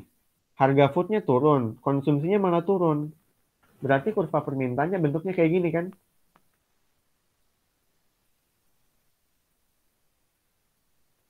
Ya kan? Katakan di sini 10, sini 10. Harga foodnya turun jadi 5, konsumsinya malah turun jadi 7. Misalnya. Ya kan? Atau ada yang masih bingung?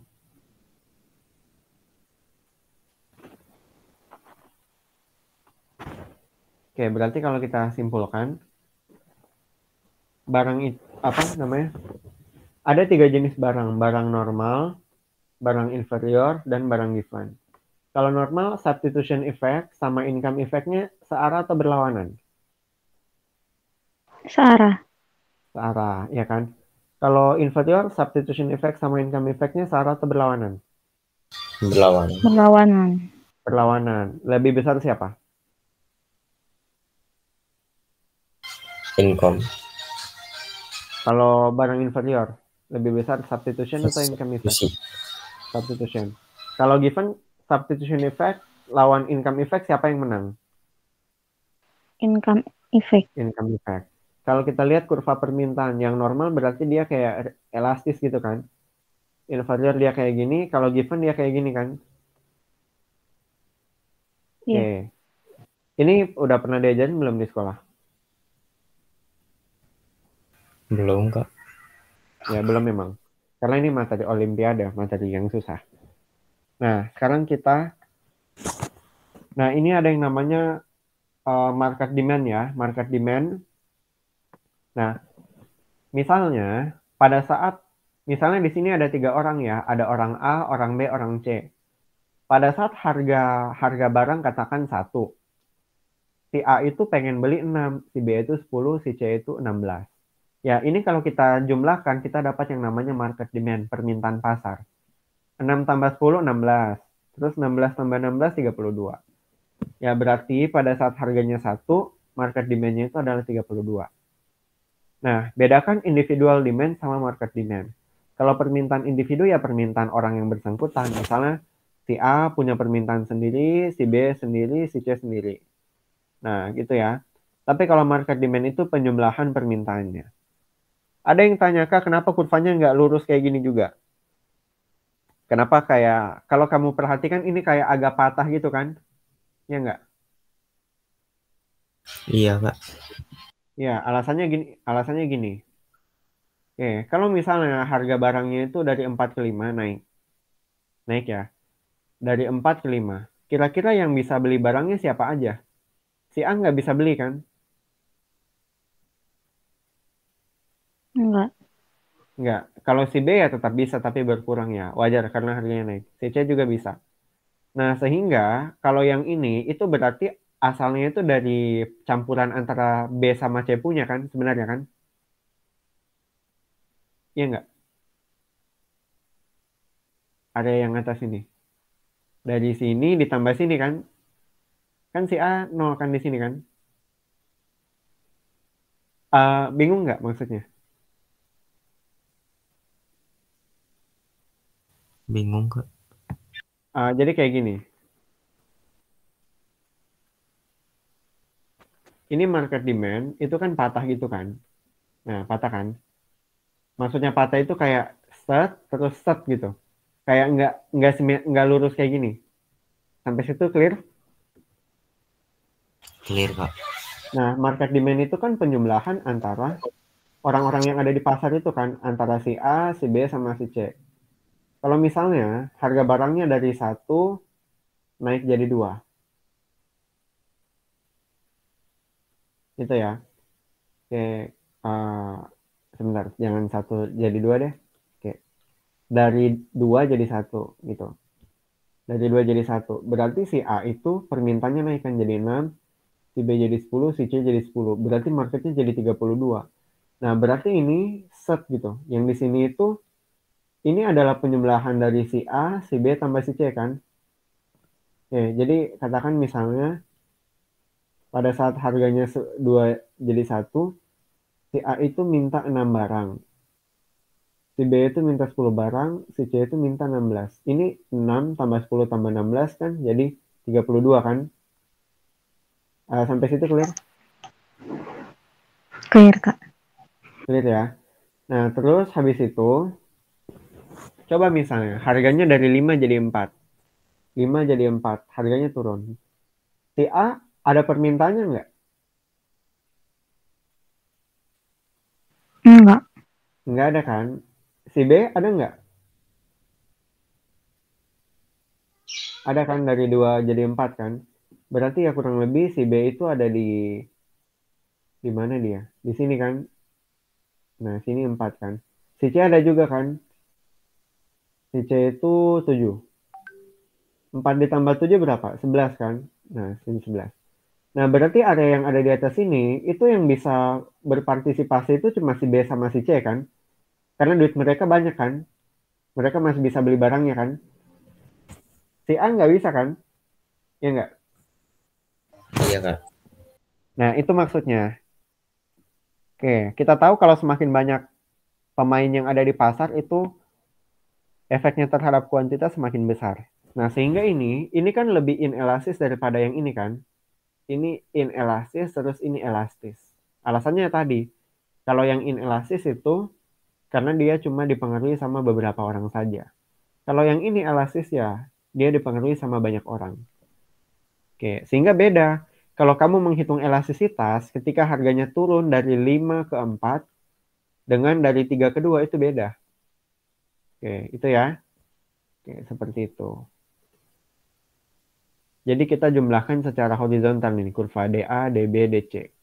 Oke, dapat kurva market demand. Nah, coba kita latihan lagi nih.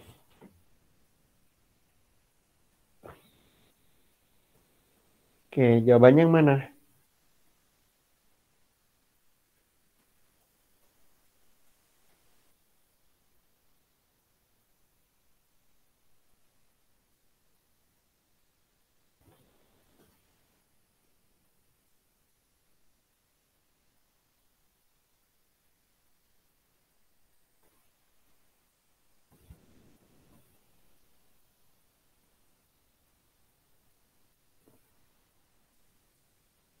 B, Kak.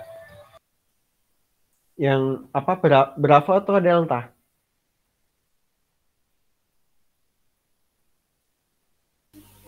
Bravo, Kak. Jawabannya Delta, hanya 2 jenis barang yang dibeli. Yang tadi aku bilang itu loh, yang kalau kurva indifferent itu kita cuma pakai 2 barang, kayak gitu. Nah, terus kalau misalnya aku tanya, kalau misalnya saya pengen membentuk kurva price consumption curve, kayak berarti asumsi yang itu yang mana? Asumsi yang aku pakai? Price consumption curve. B, Kak. Ya, B pendapatannya tetap. Terus apa lagi? Apakah cuma itu? C. B, kalau yang C itu income consumption curve. Oke. Jadi kalau kita pengen membentuk price consumption curve, oke, misalnya mana tadi? Ini. Lihat itu price consumption curve. Itu yang berubah harga cuma barang X aja kan? Harga food aja kan? Berarti apa? Harga salah satu barangnya tetap kan? Sama pendapatannya tetap. Oke, sampai situ clear?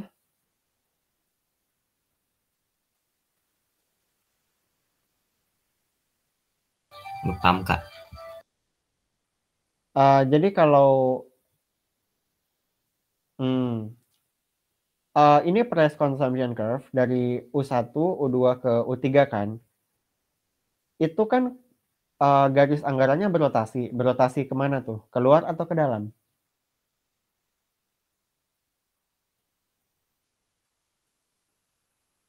Dari A, B ke D. Keluar bukan, Kak? Keluar, iya. Betul, keluar kan? Jelas-jelas. Kenapa dia bisa keluar?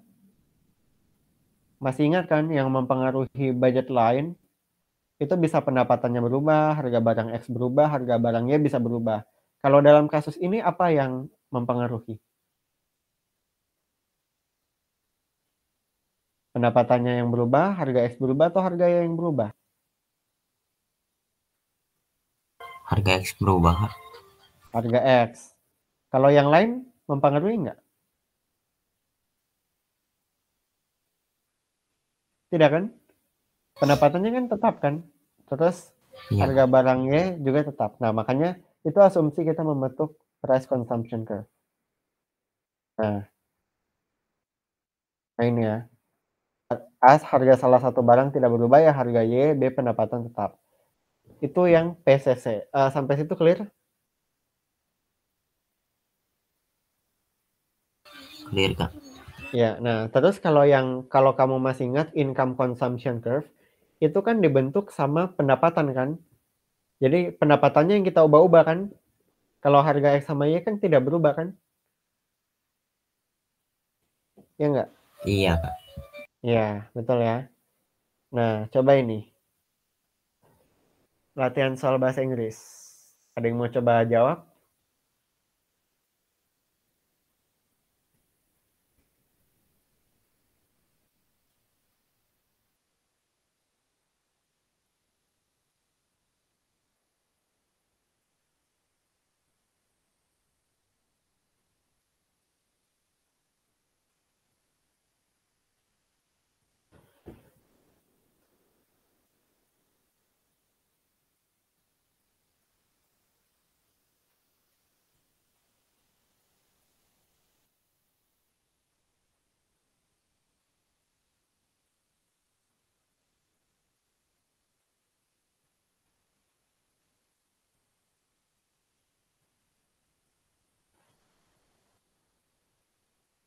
Oke, coba yang cewek-cewek nih.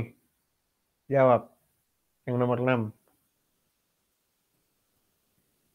Kalau Bravo gimana, Kak? Bukan.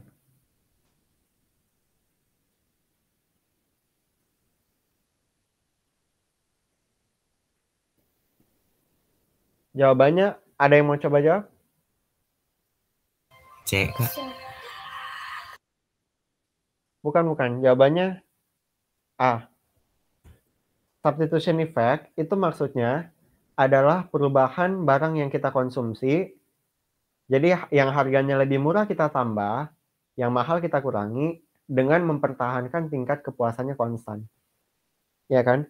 Kalau kamu lihat di kurva yang ini, itu substitution effect-nya kan dari yang ini aja. Dari A ke D kan? Iya. Itu di satu kurva U1 kan, berarti kan kepuasannya tetap sama kan? Kan kurva indifferent kan di satu kurva titik-titik di sepanjang kurva itu kepuasannya sama. A sama D kan di satu kurva, berarti kepuasannya sama kan? Iya nggak? Iya. Iya, Kak. Iya. Iya, kayak gitu ya. Berarti kesimpulannya apa? Substitution effect itu adalah perubahan barang, oke, yang tadi yang murah kita tambah, yang mahal kita kurangi dengan mempertahankan kepuasan. Oke, lanjut ya. Oke. Nah, ini agak susah nih, nomor 27. Siapa yang bisa jawab coba? Kalau kamu bisa jawab, ya bagus. Oke. Pemerintah Rusia itu pengen mengurangi konsumsi vodka.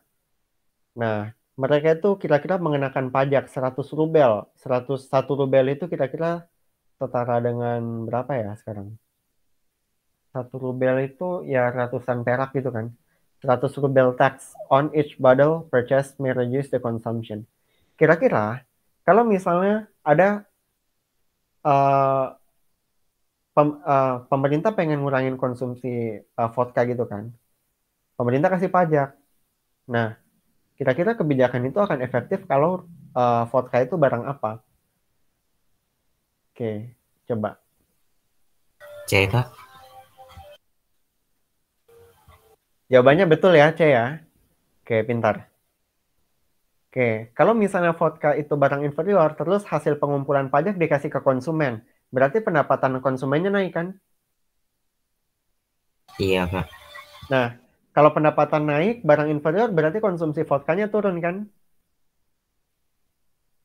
Iya, Kak. Ya, kayak gitu analisisnya kan? Analisisnya tadi. Nah, tapi sebenarnya masih ada satu jawaban lagi. Ada yang mau coba jawab? B, Kak. Iya, B. Alasannya gimana?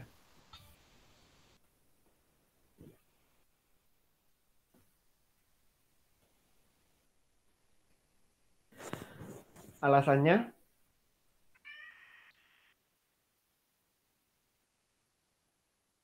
Kalau barang normal itu pendapatan naik, konsumsi naik. Pendapatan turun, konsumsi turun. Ya benar, pendapatannya kan turun, kan dikasih kena pajak kan?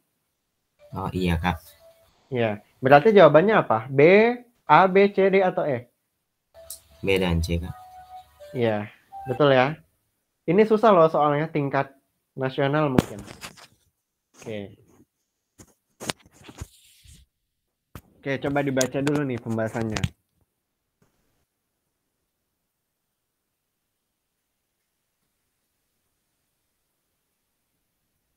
Oke, next ya.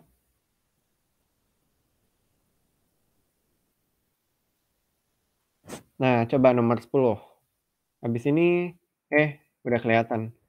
Oke, nomor 10 jawabannya C ya. Oke,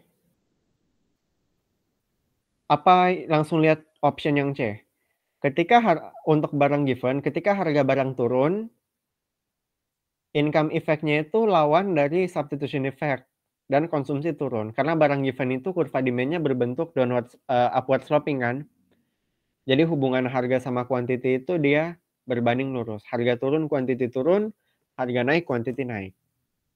Oke, sampai sini clear?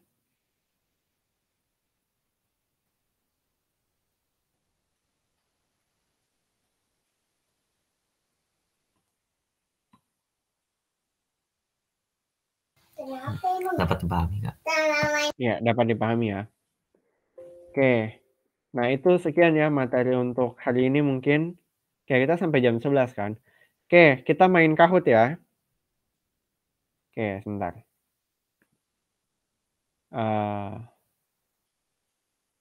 Kita akan main kuis.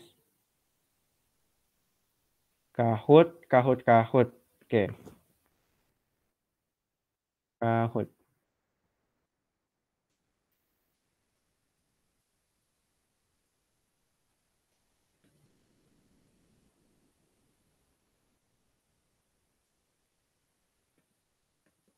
Oke, sebentar ya.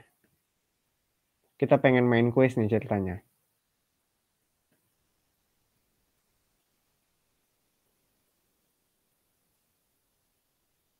Oke, sambil nunggu-nunggu nih, ada yang mau ditanya mungkin tentang materi yang tadi?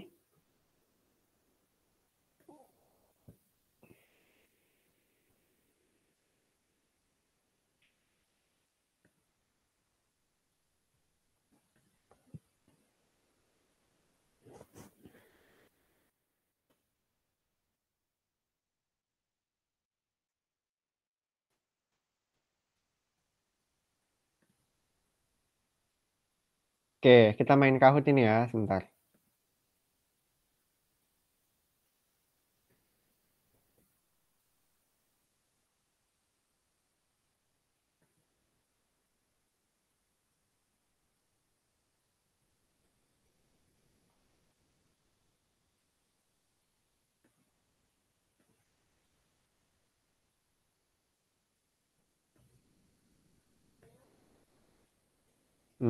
Sebentar. Oke, sudah kelihatan?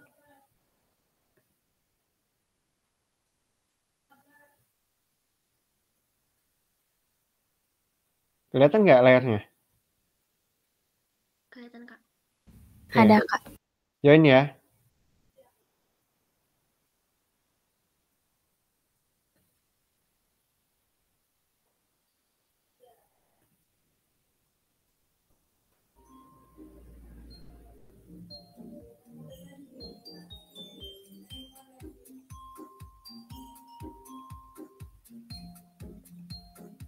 Kita ada berapa orang ya? Sebentar. 1, 2, 3, 4, 5, 6, 7. 7. Kodenya berapa, Kak?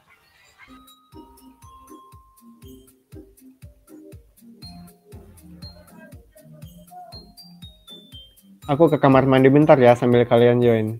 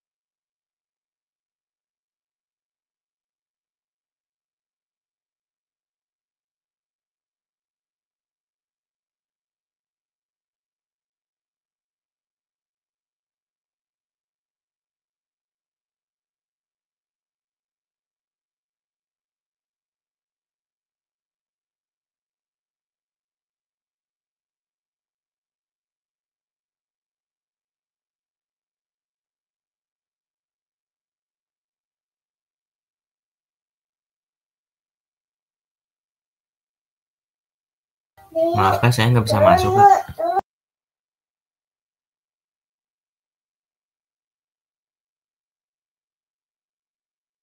Coba di refresh lagi Kahoot-nya. Baru dicoba join lagi. Ya 7 orang ya. Yang lain tunggu ya, jangan live ya.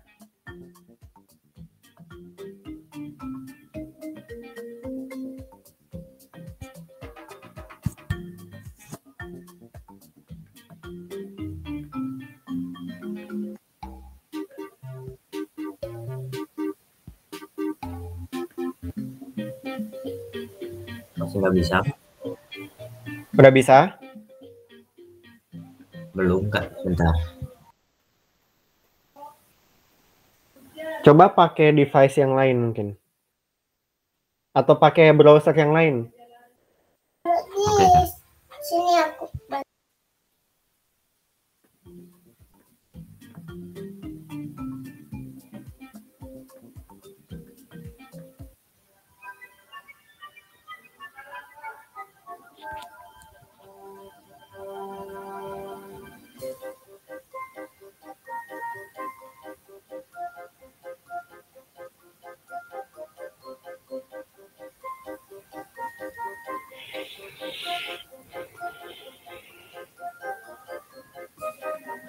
Sudah Kak.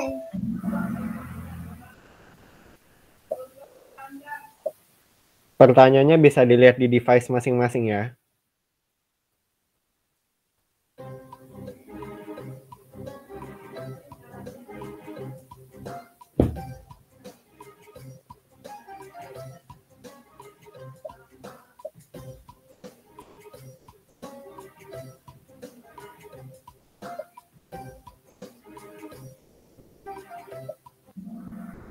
Ya, jawabannya yang warna merah. Waktunya ini terbatas ya, diperhatikan ya. Tadi 15 detik itu. Oke, ini adalah persamaan dari budget line. Oke. Waktunya diperhatikan.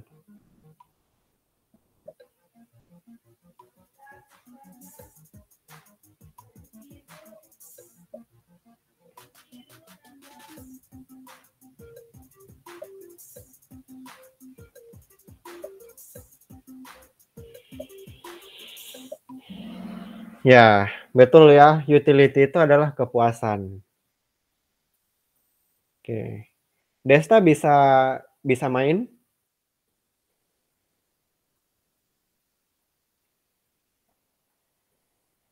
Oke. Bisa nggak? Nge-lag Kak saya Kak.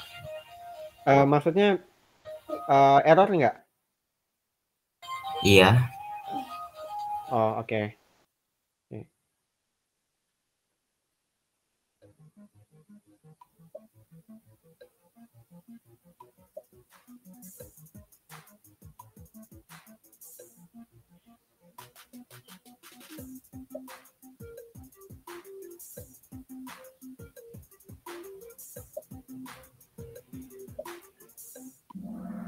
Ya, betul ya. Jawabannya 2. Ada yang masih ingat?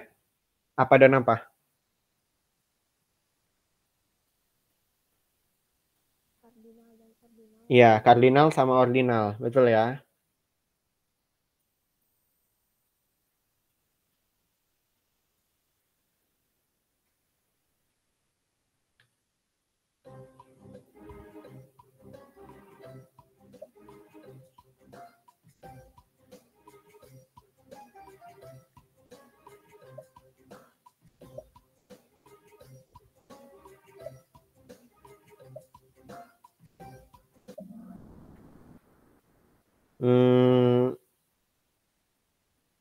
Sebentar. Iya, jawabannya yang warna biru ya. Kalau yang warna merah, itu kalau kita artikan keegoisan, ya kan?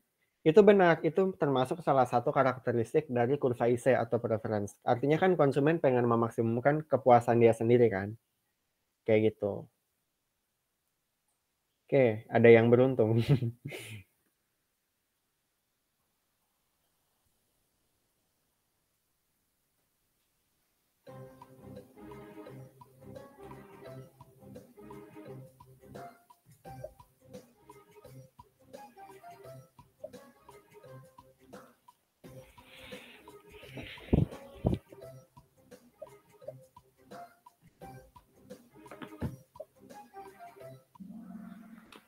Ya, kurva indifferent ya.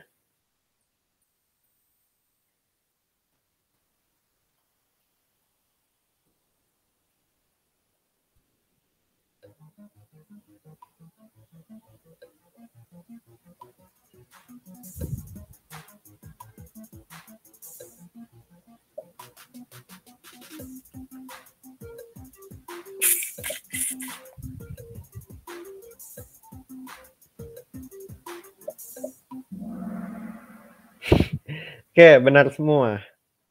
Oke, yang pertama dia bisa linear. Linear itu maksudnya garis lurus. Kasus apa itu kurva indifferent yang garis lurus?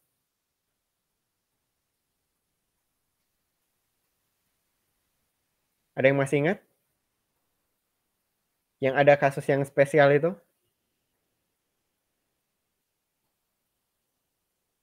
Kasus perfect? Substitusi sempurna. Ya, substitusi sempurna. Kalau convex itu maksudnya kayak yang itu, yang biasa. Itu yang namanya convex to the origin. Kayak kurva indifferent itu bisa negatif juga, dan bisa continue. Oke.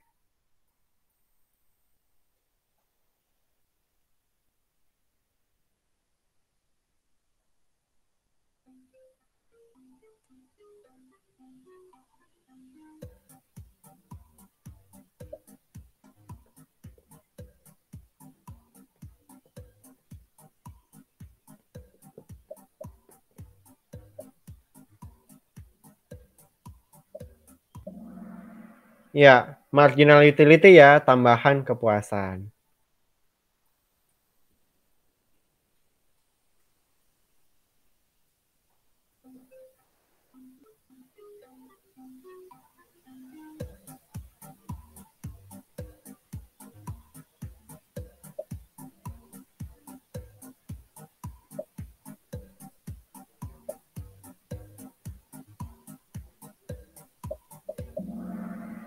Oke, jawabannya positif tapi dia turun.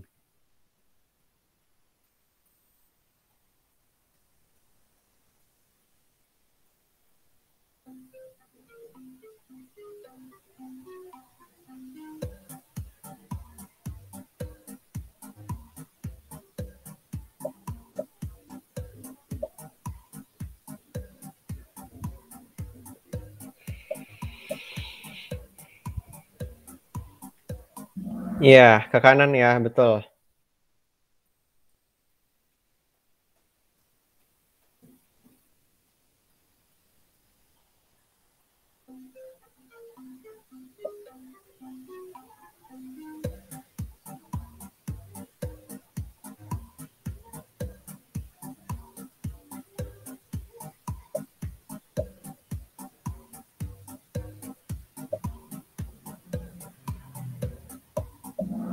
Ya, barang normal ya.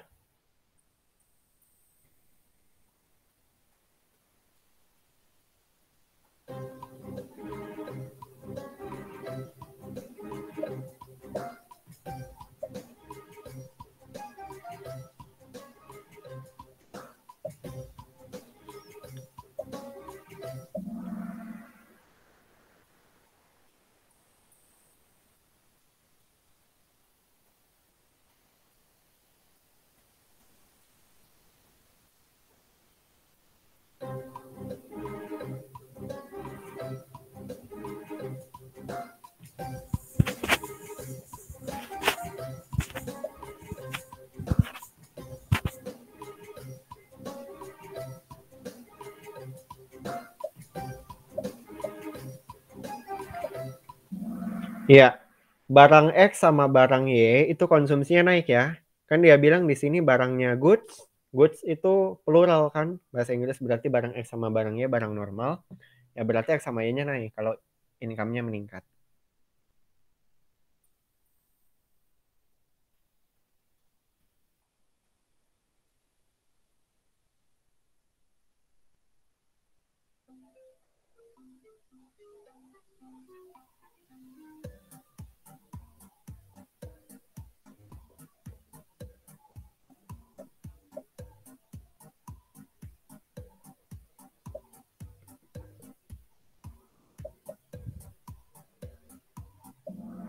Ya, Jawabannya yang warna merah. Kalau yang warna kuning itu benar juga loh, karena itu kan income effect.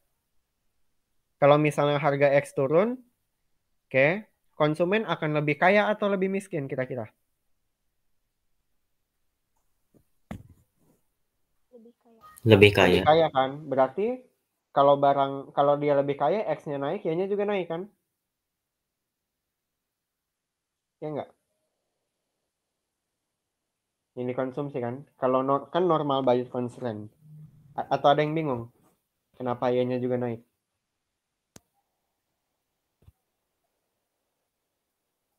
Ini kaitannya sama substitution effect dengan income effect. Jadi kalau harga X turun, jelas ya kita pilih X daripada Y ya. Itu substitution effect-nya. Jadi yang biru benar.